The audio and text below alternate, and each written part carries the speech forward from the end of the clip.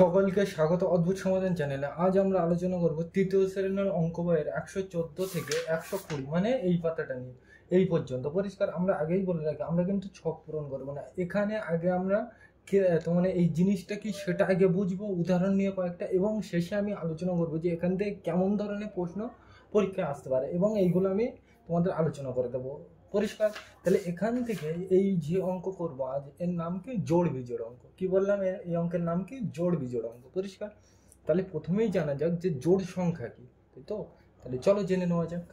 তাহলে আমরা প্রথমেই কি জানবো, জোড় সংখ্যাকে। তুমি মনে রাখবে জোড় সংখ্যা মানে যে সকল সংখ্যাকে 2 দিয়ে ভাগ করলে ভাগশেষ থাকবে না তাকে কি বলবো, জোড় সংখ্যা। একটা উদাহরণ নিই, ধরো আমি নিলাম এখানে 8। কি বললাম আমি, 8টা একটা জোড় সংখ্যা। কিভাবে বললাম, এটাকে 2 দিয়ে ভাগ করব, দেখবো যদি ভাগশেষ যদি না থাকে তাহলে এটাকে কি বলবো, জোড় সংখ্যা। তাহলে চলো করা যাক। তাহলে দেখো এখানে 8কে আমি কত দিয়ে ভাগ করবো, 2 দিয়ে। তাহলে এইটাই নেবো। তাহলে দেখো আমি কত নামটা পড়বো এখানে, 2 এর নামটা। ভাগ কিন্তু তোমরা জানো, ওই জন্য আমি ডিটেলসে বলছি না।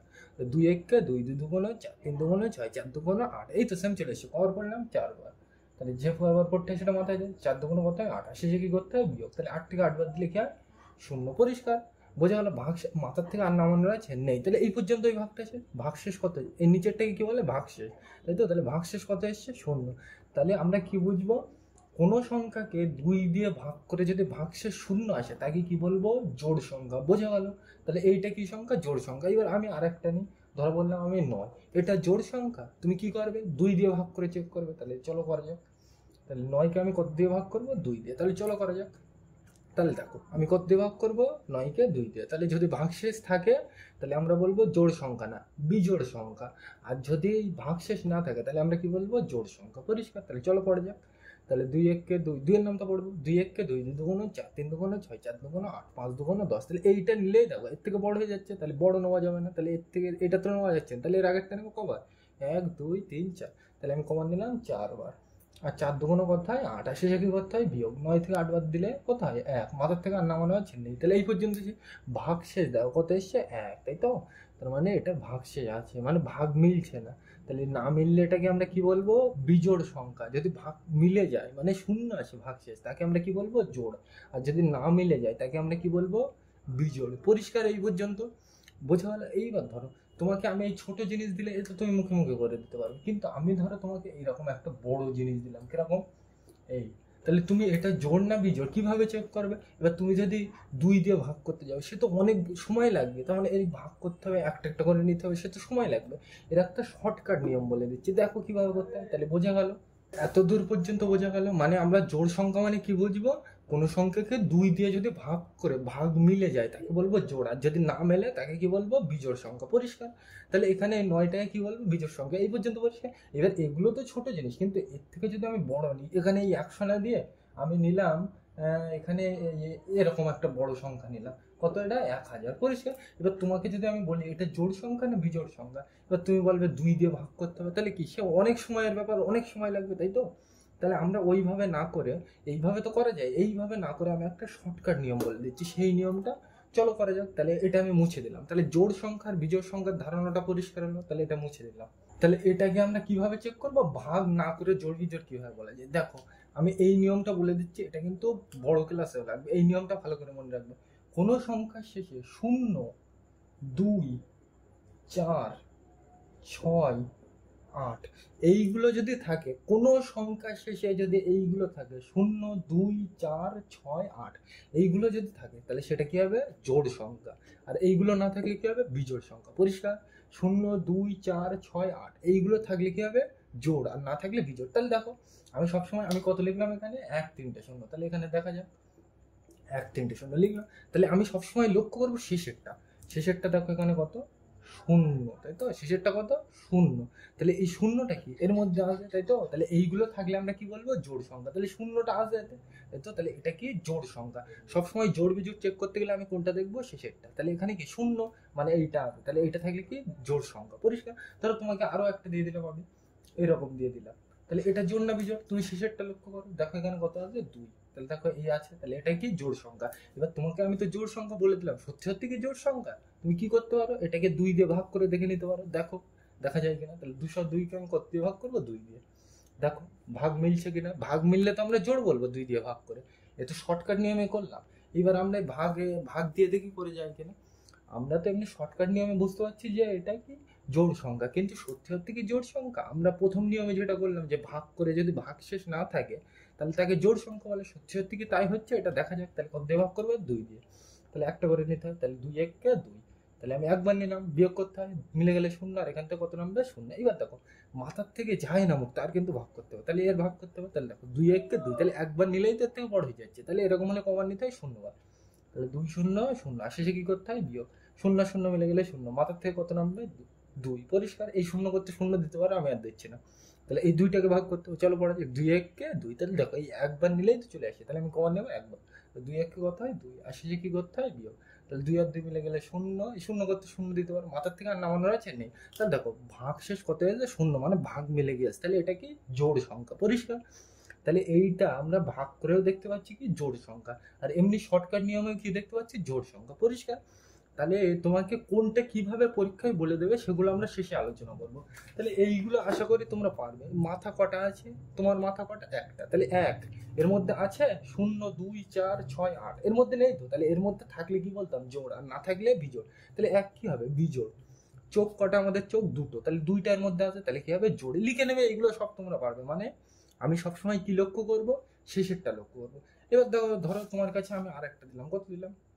5 7 3, তাই তো? তাহলে তুমি এটা বলবে জোড় না বিজোড়? আমি ইচ্ছা মতো একটা তোমাকে দিলাম সংখ্যা, তাহলে তুমি বলবে এটা জোড় সংখ্যা না বিজোড় সংখ্যা? তুমি সবসময় শেষেরটা লক্ষ্য করবে। তা দেখো এখানে কত? 3, তাহলে 3টার মধ্যে আছে 0 2 4 6 8, 3টার মধ্যে নেই, তাই তো? থাকলে কি বলতাম? জোড়, আর না থাকলে কি বলবো? বিজোড়। তাহলে এটা কি সংখ্যা? বিজোড় সংখ্যা। তুমি 2 দিয়ে এটাকে ভাগ করে দেখবে, মিলবে না, মানে ভাগশেষ 0 আসবে না, তাহলে এটাকে কি বলবো? বিজোড় সংখ্যা। তাহলে এক কথায় এখান থেকে আমরা কি বুঝলাম?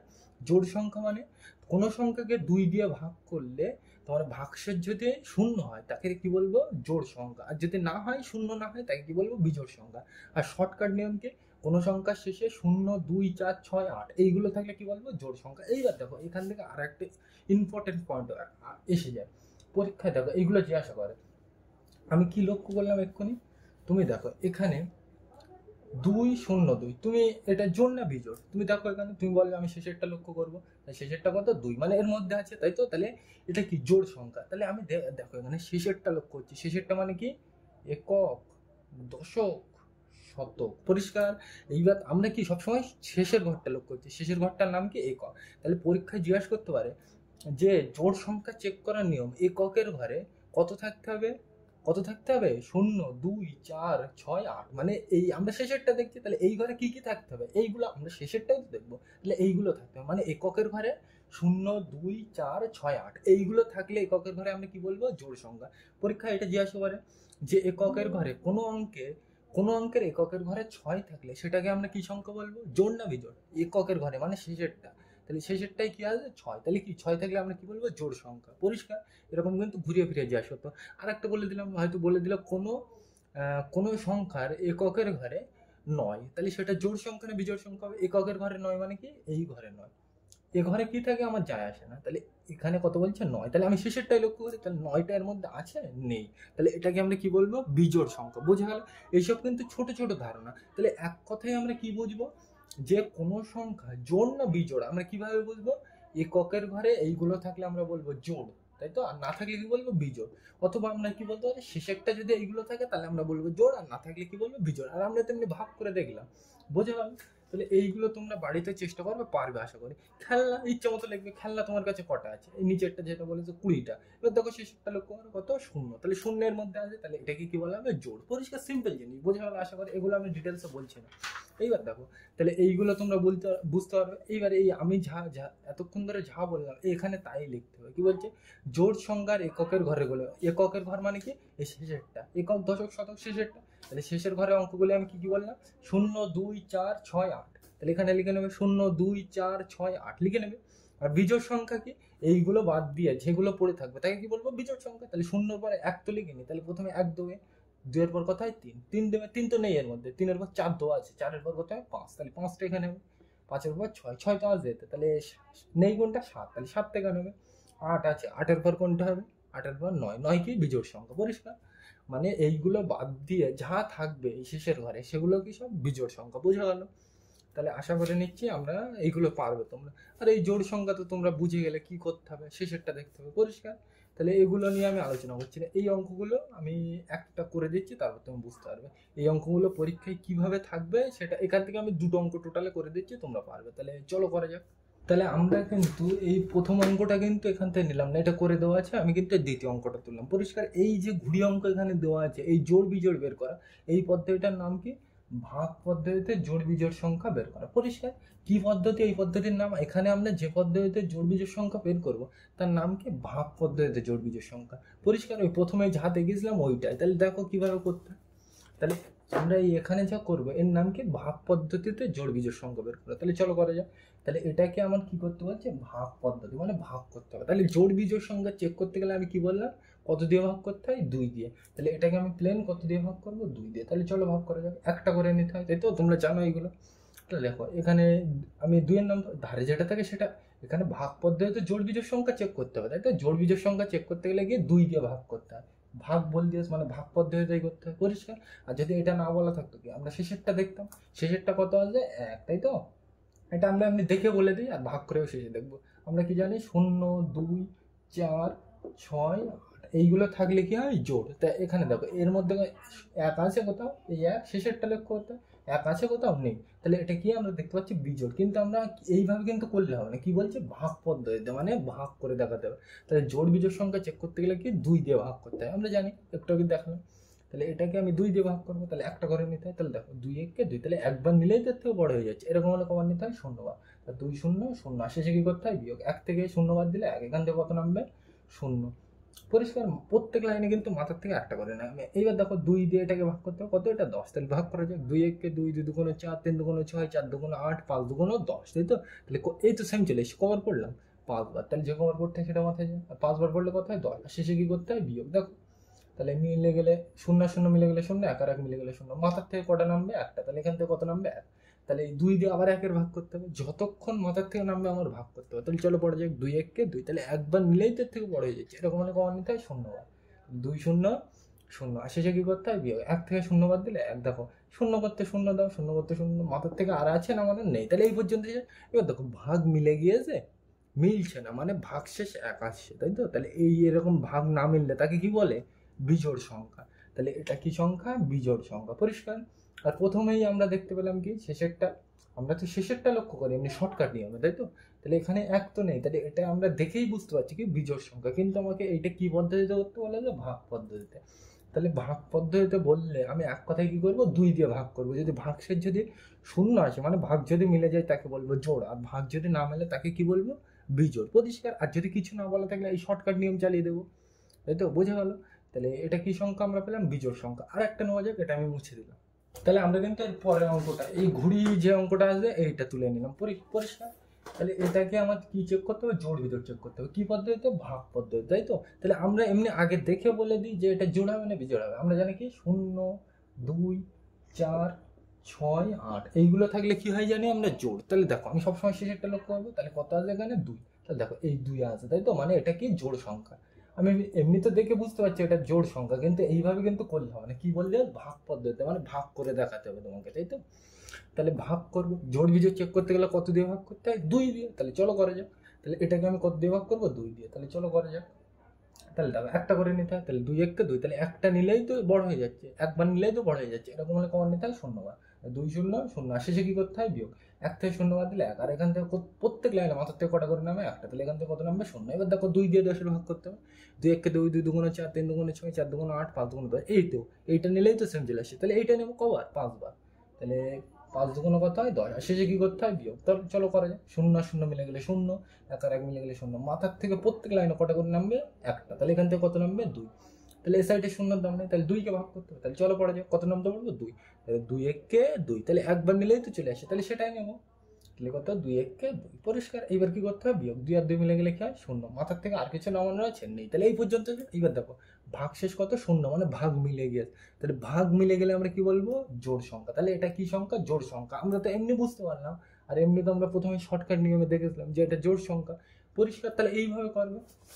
তাহলে এইগুলো তো বোঝা গেল, এইগুলো তোমরা বাড়িতে চেষ্টা করবে, আমি আর কিন্তু ফালতু সময় নষ্ট করছি না। এই সবই ভাগ করে করে দেখতে হবে। ভাগ মিলে গেলে কি মনে রাখবে, জোড় হবে, আর ভাগ না মিললে বিজোড়। পরিষ্কার? এখানে ভাগশেষ কি আসলো না আসলো ও কিন্তু তোমার দেখার দরকার নেই। তার মানে ভাগ মিললেই লিখবে জোড়, আর না মিললে বিজোড় লিখবে। এখানে 2 আসলো কি 3 আসলো কি 4 আসলো ও তোমার দেখার দরকার নেই। পরিষ্কার? তাহলে এইগুলো বোঝা গেল। এখান থেকে এবার আমি এখান থেকে এই এই অঙ্কটা নিচ্ছি, এইটা আর এইটা নেব। তারপরে এইবার পরীক্ষায় কেমন ধরনের আসবে সেইগুলো নিয়ে আলোচনা করবো। তাহলে এই 110টা নিই, তোমরা আমি দেখেই বুঝতে পারছি। তাহলে এটা মুছে দিলাম, এখানে আমি দিয়ে দিলাম এইটা। পরিষ্কার? 110, তাই তো? তাহলে এটা জোড় না বিজোড়, ভাগ পদ্ধতিতে চেক করতে হবে। কিন্তু তার আগে আমি শর্টকাট নিয়মে দেখি এটা জোড় না বিজোড়। আমি জোড় বিজোড় চেক করতে গেলে কি সবসময় শর্টকাট নিয়মে কি দেখবো, শেষেরটা। তাহলে শেষেরটা কত? 0। তাহলে 0 এর মধ্যে আছে, এইগুলো থাকলে কি হয়, শেষে জোড়। তাহলে দেখো শূন্যটা কি এর মধ্যে আছে, তাই তো? তাহলে এটাকে আমরা কি বলবো, জোড়। তাহলে এই শূন্যটা তো এই শেষে রয়েছে, তাহলে এইগুলো থাকলে শেষে আমরা কি বলি, জোড়। তাহলে এটা কি সংখ্যা, জোড় সংখ্যা। তাহলে এটা আমরা এমনি দেখে বুঝতে পারছি যে কি সংখ্যা, জোড় সংখ্যা। কিন্তু এইভাবে করলে হবে না, আমাকে কি বলছে, ভাগ করে, মানে এটাকে ভাগ করবো। তাহলে কত দিয়ে ভাগ করবো, জোড় বিজোড় চেক করতে গেলে 2 দিয়ে।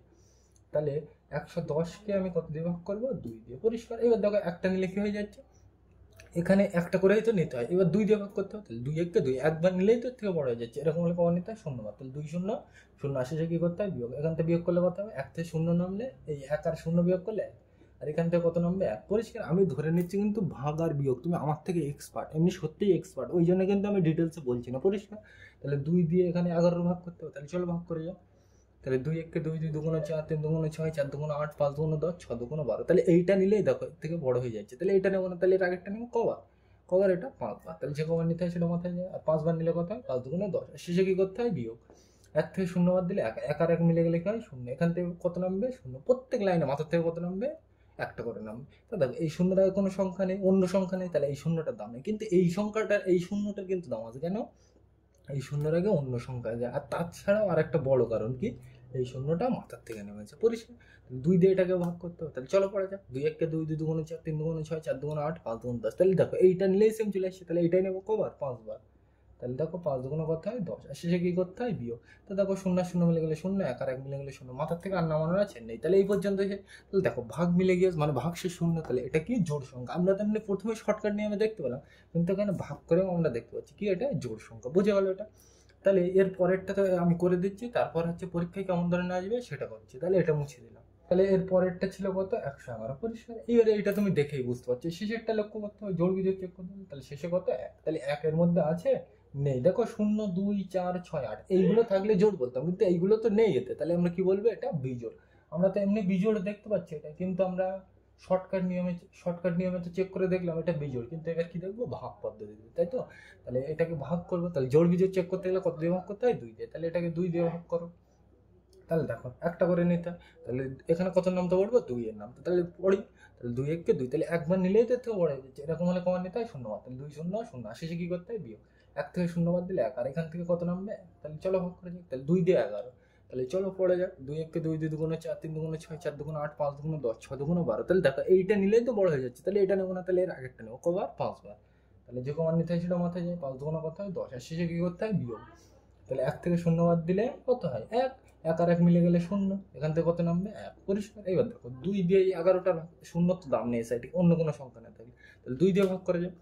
তাহলে 2 1 কে 2, 2 2 4, 3 2 6, 4 2 8, 5 2 10, 6 2 12। তাহলে দেখো এইটা নিলেই কিন্তু এর থেকে বড় হয়ে যাচ্ছে। তাহলে এটা নেবো না, তাহলে এর আগেরটা নেবো। কবার, 5 বার। তাহলে যে কমান নিতে হয় সেটা মাথায় যায়। আর 5 2 কত হয়, 10। আর শেষে কি করতে হয়, বিয়োগ।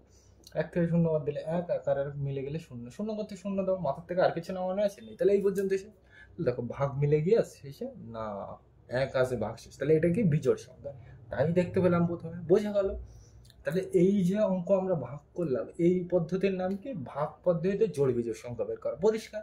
তাহলে বোঝা গেল? তাহলে এখান থেকে এই নিচের গুলো করবে। জোড় সংখ্যাগুলির এককের ঘরে অঙ্ক কত হতে হবে, তোমাকে তো এক্ষুনি বলে দিলাম, 0 2 4 6 8। আর এইগুলো বাদ দিয়ে যা থাকবে সব কি, বিজোড়। তাহলে বিজোড় সংখ্যাগুলি কি হবে, 1 3 5 7 9। পরিষ্কার? তাহলে একক ঘরের মানে কি, আমরা ওই শেষের যেটা বলছি ওই ঘরটার নাম কি, একক।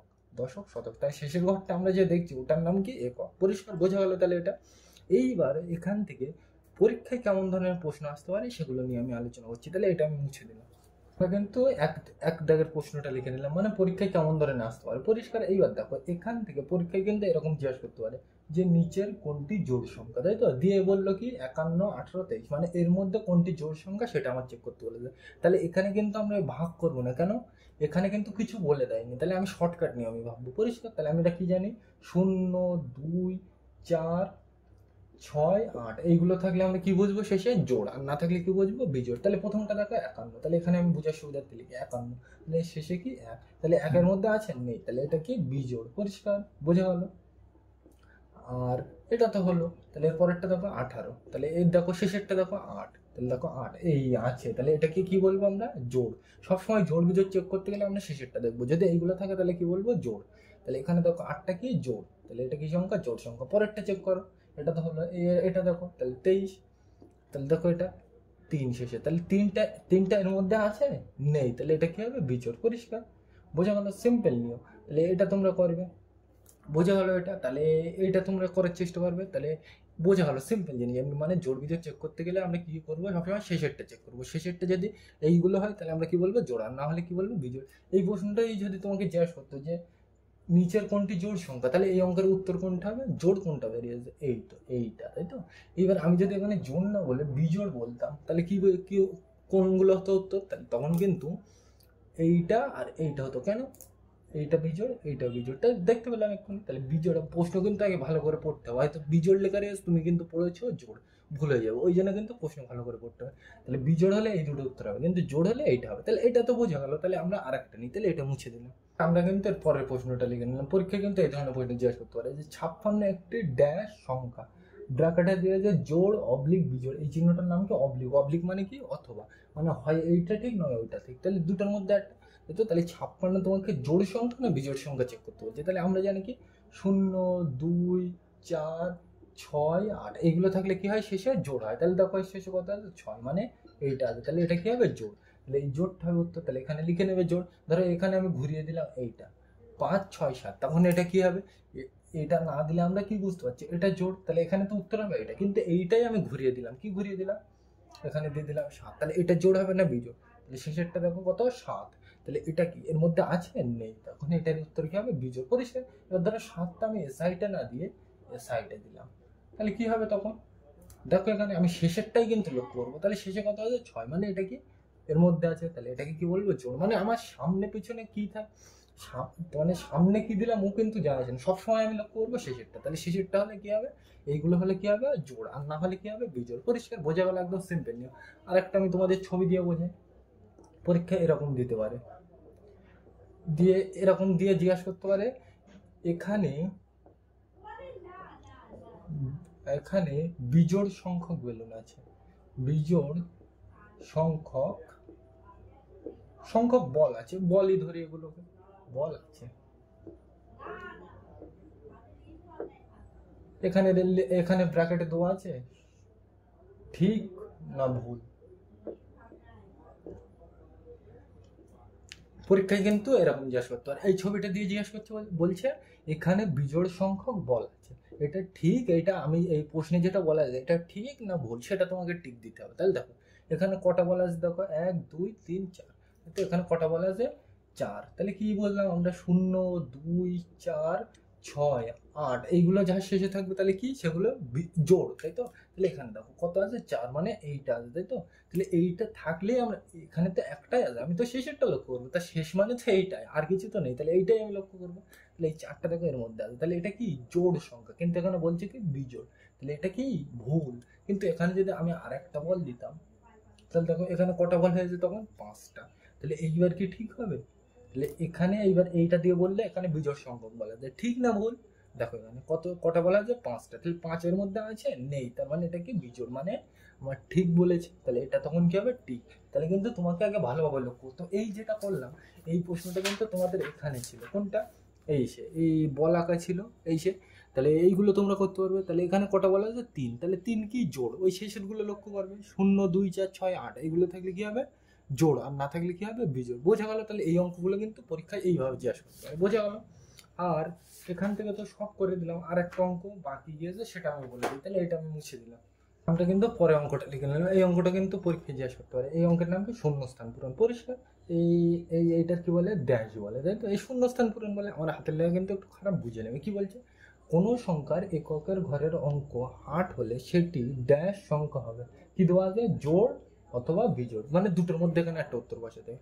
তাহলে এককের ঘরের অঙ্ক কত বলছে? 8। একক মানে কি? আমরা জানি একক, দশক, শতক, এইগুলো আরো থাকে। এগুলো একক মানে আমরা কি বুঝবো সবসময়? শেষের ঘরে কত বলছে। তাহলে শেষের ঘরে কত বলছে? 8। বোঝার সুবিধার্থে লিখলাম। তাহলে আমরা জানি কি 0, 2, 4, 6, 8 এইগুলো থাকলে আমরা কি বুঝবো? বিজোড়, এই জোড়, সরি। এইগুলো থাকলে আমরা কি বুঝবো? জোড়, তাই তো? তাহলে এখানে দেখো 8টা কি শেষের ঘরে আছে, তাহলে 8টা দেখো এর মধ্যে আছে, তাহলে এটা কি হবে? জোড় হবে। তার মানে তুমি মনে রাখবে 0, 2, 4, 6, 8 এইগুলোর কথা বললে কি হবে? সেই সংখ্যাটা জোড় হবে। এবার যদি এখানে 8 না বলে, এটার উত্তর তো বললাম, এখানে 8 থাকলে কি হবে? উত্তর জোড়। কিন্তু এখানে আমি 8 না বলে দিলাম 7। তাহলে সেক্ষেত্রে কি হবে? তাহলে দেখো এখানে 7 মানে এই ঘরে কত বলছে? শেষের ঘরে 7, এককের ঘরে 7, তাই তো? তাহলে এখানে 7 বলছে, তাহলে 7 মানে এখানে আছে 7 নেই, তাহলে এটা কি হবে? বিজোড় সংখ্যা। বোঝা গেল? মানে এইগুলো থাকলে আমরা এক কথায় বুঝবো জোড়, আর না থাকলে কি বুঝবো? বিজোড়। বোঝা গেল এটা? এইবার আর একটা অঙ্ক নিই, তারপরে আমরা তোমাদের একটা বাড়ির কাজ দেবো। তাহলে এটা মুছে দিলাম। তাহলে আমরা কিন্তু পরে অঙ্কটা লিখে নিলাম। এই এখানে যে জোড়া আছে, এখান থেকে কেমন ধরনের প্রশ্ন আসবে সেটা কিন্তু আমি আলোচনা করছি। তাহলে এখানে কি বলছে? এক জোড়া জুতো সমান সমান ড্যাশ জুতো, তাই তো? তাহলে এক জোড়া জুতো মানে আমরা কি বলছি? আমাদের কটা পা? দুটো পা। তাহলে এক জোড়া জুতো মানে আমরা কটা জুতো বলবো? দুটো। পরিষ্কার? তাহলে আমাদের পা কটা? দুটো, তাই তো? তার মানে আমরা এক জোড়া, তো মানে একজন কি এক জোড়া করে জুতো পাই দেয়, মানে কটা করে জুতো পাই দেয়? দুটো। তুমি মনে রাখবে এক জোড়া মানে কি বোঝাবে? দুটো বোঝাবে, তাই তো? তাহলে এক জোড়া মানে কত? দুটি জুতো। বোঝা গেল? তাহলে তুমি সোজা ভাষায় মনে রাখবে জোড়া মানে কত বোঝাবে? দুটো বোঝাবে। তাহলে এক জোড়া মানে কত জুতো? দুটো জুতো। বোঝা গেল? এটা তো সিম্পল জিনিস। এইবার এখান থেকে যে ধরনের এখানে যে ধরনের অঙ্ক আছে, এখান থেকে কেমন ধরনের অঙ্ক, এই যে কলার অঙ্ক দেওয়া আছে, এখান থেকে কেমন ধরনের অঙ্ক আসতে পারে সেগুলো নিয়ে আমি আলোচনা করছি। এটা তো বোঝা গেল? সিম্পল জিনিস। এক জোড়া জুতো সমান সমান দুটি জুতো। বোঝা গেল? মানে জোড়া মানে তুমি সোজা ভাষায় মনে রাখবে দুটো। পরিষ্কার? তাহলে দেখো এইবার আমি এর পরেরটা নিই। 11টি কলা সমান সমান 11টি কলা, না 11 জোড়া কলা সমান সমান 11 জোড়া কলা সমান সমান ড্যাশটি কলা, এই তো? আমরা কি বললাম? 11 জোড়া কলা সমান সমান ড্যাশটি কলা, তাই তো? তাহলে এখানে দেখো তুমি, আমরা কি বললাম এতক্ষণ ধরে? জোড়া মানে কত বুঝবো? দুটো করে। তাহলে এক জোড়া মানে কত? দুটো। তাহলে এক জোড়া মানে আমরা কি বললাম? এক জোড়া মানে কি? কটা কলা? দুটো। এক জোড়া মানে তো জুতো, জুতো কলা ওখানে তো যায় আসে না। তুমি জোড়া মানে কি বলবে? দুটো। তাহলে এক জোড়া মানে কত? দুটো। তাহলে 11 জোড়া মানে কি হবে? বেশি হবে না কম? তুমি ভালো করে ভেবে দেখো। এক জোড়া জুতো মানে এক জোড়া কলা মানে কটা কলা? দুটো কলা। তাহলে এই 11 জোড়া কলা মানে কি? বেশি হবে না কম হবে? বেশি হবে। তাহলে বেশি হলে এখন বড় ক্লাসে আমরা কি জানবো? গুণ। তাহলে 11-এর সাথে আমি কি করে দেবো? 2 গুণ করবো। তাহলে 11, এখানে 11 বলছে, আর জোড়া মানে আমরা কত জানি? 2। তাহলে কি করবো? দুটো গুণ। তাহলে 2 1 2, আর এর সাথে তাহলে কত হবে? 2 1 2, তাহলে কত হবে? 22। পরিষ্কার? বোঝা গেল? মানে আমরা তুমি এইটাই মনে রাখবে সোজা ভাষায়, জোড়া মানে কত? 2, তাই তো? তাহলে এক জোড়া কলা মানে কটা? দুটো কলা। তাহলে 11 জোড়া মানে কি? অনেক কলা, তাই তো? তাহলে অনেক মানে আমরা কি বুঝবো? গুণ করতে হবে। বেশি হলে বড় ক্লাসে কি জানবো? এখন গুণ। তাহলে 11-এর সাথে কি করতে হবে? 2। তাহলে এখানে এই যেগুলো দেওয়া আছে কিন্তু এইগুলো এইভাবে আসবে। 8 জোড়া কলা মানে কত? 8-এর সাথে আমি কত গুণ করবো? জোড়া মানেই আমি কি গুণ করবো? 2। তাহলে 8-এর সাথে 2 গুণ করলে কত হয়? 8 গুণে 16। তাহলে এইগুলো করবে। এখান থেকে কিন্তু এই প্রশ্নগুলোই আসতে পারে পরীক্ষা। বোঝা গেল? তাহলে এখান থেকে তো এইগুলো আসতে পারে। আর এখান থেকে কেমন ধরনের প্রশ্ন আসবে এটা আমি আলোচনা করছি। তাহলে এটা আমি মুছে দিলাম। আমরা কিন্তু লিখে নিলাম। এখানে যে এই ছক দেওয়া আছে, এই ছক থেকে কিন্তু পরীক্ষা এরকম ধরনের প্রশ্ন আসবে। কি বলছে? 11 থেকে 20-র মধ্যে জোড় সংখ্যা বলে লেখো, তাই তো? তাহলে 11 থেকে 20-র মধ্যে আমার কি লিখতে বলছে? জোড় সংখ্যা, তাই তো? তাহলে আমি লিখি 11 থেকে কোন পর্যন্ত লিখবো? 20। তাহলে সেটা আমি আগে লিখি 11, 12, বোঝার সুবিধার্থে এখানে আমি কমা দিয়ে লিখি 11, 12, 13, 14, 15, তারপর এখানে আর ধরছি না, নিচে লিখছি 16, 17, 18, 19, 20। পরিষ্কার? এখানে আমার কি বলছে? 11 থেকে কোন পর্যন্ত লিখতে বলছে? 20 পর্যন্ত। তাহলে 11 থেকে আমি কোন পর্যন্ত লিখবো? 20 পর্যন্ত। তাহলে দেখো এখানে 11 থেকে আমি কোন পর্যন্ত লিখলাম? 20 পর্যন্ত। এইবার এখানে প্রশ্ন হচ্ছে আমার কি খুঁজতে বলছে? এর মধ্যে জোড় সংখ্যা। এই তো বলা আছে জোড় সংখ্যা। তাহলে আমি জোড় সংখ্যা চেক করি কি করে? কিভাবে?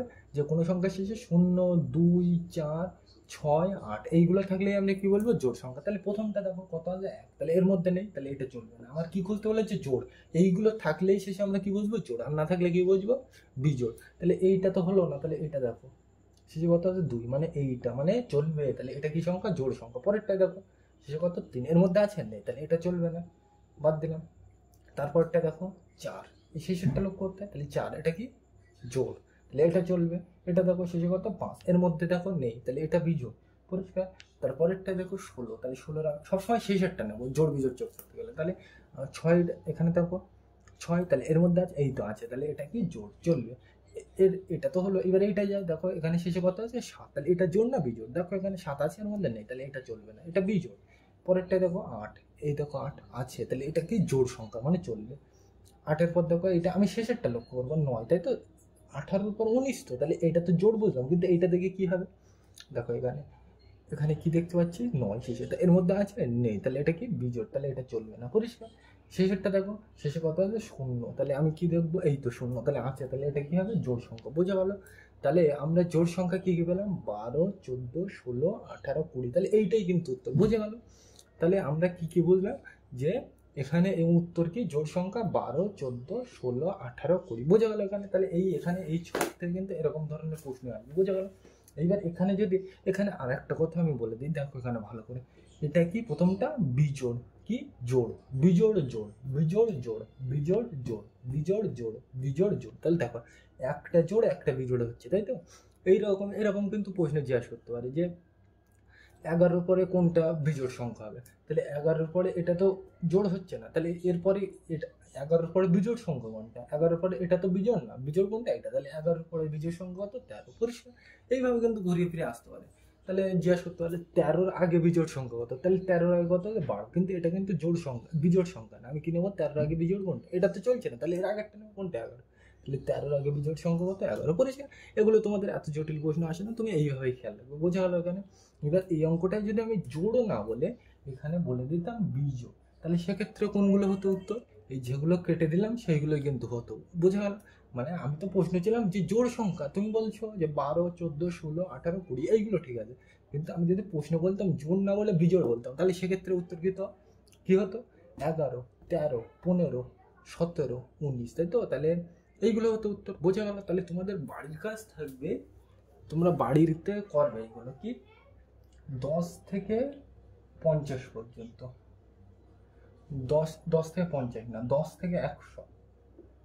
প্রথমে কি 10 থেকে 100 পর্যন্ত তোমরা বিজোড় সংখ্যাগুলো খাতায় লিখবে, এরকম ভাবে সেঞ্জা, মানে 10 থেকে 100 পর্যন্ত একে চন্দ্র লিখবে। এবার লিখে তোমরা শেষেরটা লক্ষ্য করবে, শেষেরটা যদি এইগুলো থাকে তাহলে কি হবে জোড়, আর যদি না থাকে সেগুলো কি হবে বিজোড়, এইভাবেই করবে। তার মানে কি করবে তোমরা এই দুটো প্রশ্ন তোমাদের বাড়িতে আছে, এখানে কিন্তু আমি করে দিলাম না। 10 থেকে 100 পর্যন্ত লিখে তোমরা বিজোড় সংখ্যাগুলি খুঁজবে, আর 10 থেকে 100 পর্যন্ত লিখে জোড় সংখ্যাগুলি খুঁজবে। মানে 10 থেকে 100 পর্যন্ত একে চন্দ্র লিখবে, লিখে একবার করবে বিজোড়, একবার খুঁজবে বিজোড় সংখ্যা, আর একবার খুঁজবে কি জোড় সংখ্যা, পরিষ্কার। এগুলো কিন্তু বড় ক্লাসে ভীষণভাবে লাগবে, ওই জন্য কিন্তু বলে দিলাম, পরিষ্কার। তাহলে তোমাদের বাড়ির কাজ কিন্তু এই দুটো, 10 থেকে 100 পর্যন্ত একবার জোড় সংখ্যা খুঁজবে আর একবার কি বিজোড় সংখ্যা খুঁজবে, পরিষ্কার। তাহলে এখান থেকে আমরা অ্যাকচুয়ালি কি কি বুঝলাম, যে জোড় সংখ্যা কি, জোড় সংখ্যা কিভাবে চেক করতে হয়, তারপর জোড়া মানে কি বুঝলাম, তারপরে এই নানান ধরনের জিনিস বুঝলাম, পরিষ্কার। তাহলে আজকের এই ভিডিওটা খুব এমনি সোজা জিনিস, পরিষ্কার। আমি কিন্তু ভাগগুলো ডিটেলসে বললাম না, আশা করি তোমরা বুঝতে পেরেছো। তাহলে আজকের ভিডিওটা এ পর্যন্ত, ভিডিওটি দেখার জন্য সকলকে থ্যাংক ইউ।